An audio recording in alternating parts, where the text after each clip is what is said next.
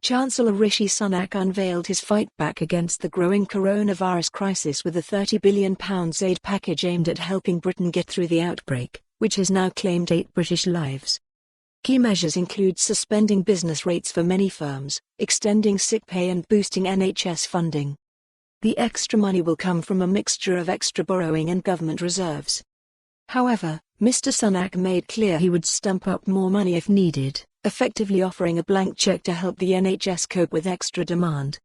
To Tory cheers, he declared, "Whatever extra resources our NHS needs to cope with COVID-19, it will get." So, whether it's research for a vaccine, recruiting thousands of returning staff, or supporting our brilliant doctors and nurses, whether it's millions of pounds or billions of pounds, whatever it needs, whatever it costs, we stand behind our NHS. The first budget of the Johnson government, hastily rewritten because of the coronavirus outbreak, came just hours after the Bank of England announced an emergency cut in interest rates to the historic low of 0.25% in a coordinated action to combat the outbreak. In a polished performance at the Commons dispatch box, Mr. Sunak, who only became Chancellor a month ago, acknowledged the country faced a tough and challenging time ahead as the outbreak spread. The number of cases in the past 24 hours have increased by 85 to 458.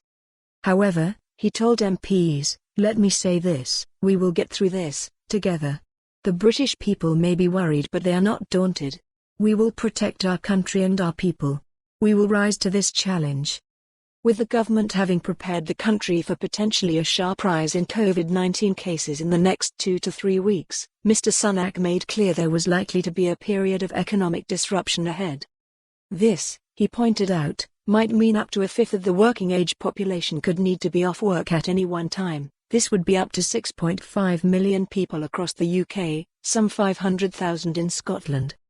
The Chancellor explained, "This combination of people being unable to work and businesses being unable to access goods will mean that for a period our productive capacity will shrink.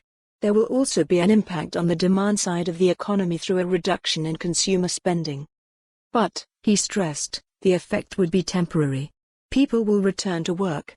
Supply chains will return to normal. Life will return to normal. For a period, it's going to be tough but I'm confident that our economic performance will recover," he declared. Of the £30 billion in extra spending, £12 billion will be specifically targeted at coronavirus measures, including at least £5 billion for the NHS in England with the other £18 billion of wider spending aimed at stimulating the economy. This extra helps. For more on this story, visit the news article link.